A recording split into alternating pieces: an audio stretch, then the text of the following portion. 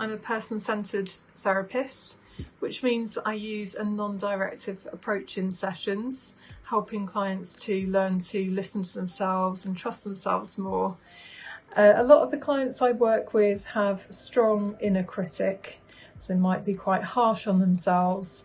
They might be anxious, on high alert, and struggle to switch off and say no.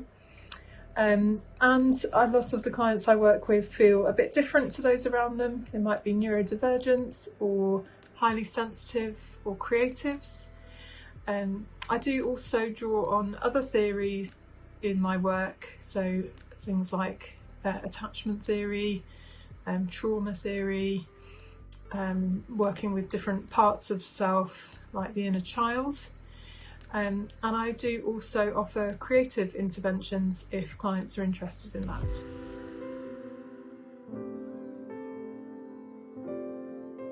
I made my way into the therapy profession after a career in teaching. I was a primary school teacher, decided that I wanted a change from that to go into something different. And I looked into therapy because I'd had my own experience of therapy as a young adult, which had been quite life-changing really, and I'd always thought it might be something that I'd like to go into at some point, but hadn't felt ready at that point.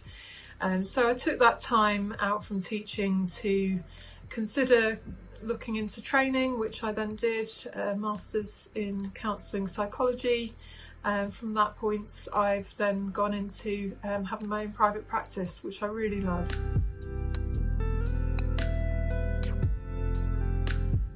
I like to think of myself as a creative therapist, and I don't just mean offering art and creative interventions, but also just the ability to be adaptive and flexible, to work with each individual client and what they might need.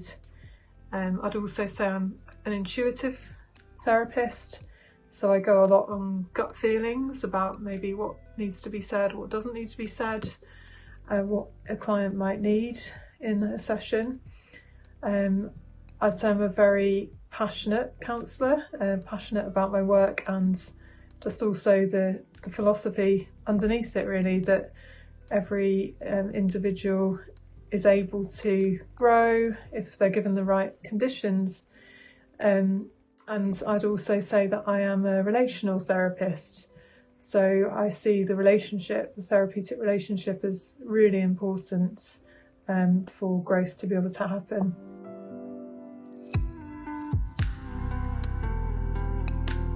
I'd say that every therapy session with me is as different and unique as the clients who come to them, really. I suppose I like to create plenty of space for clients to just be and share their story, reflect deeply. I will reflect things back, be curious. I might ask some questions, such as how did you feel about that, or what did that mean to you? How might it be different if you didn't feel that way? What does that remind you of? And I will also help clients to tune into the here and now. So the feelings in the room, how do they feel about me? How do they feel about the therapy relationship, the space we're in, and what they're bringing, what they're saying? That's really important in the sessions.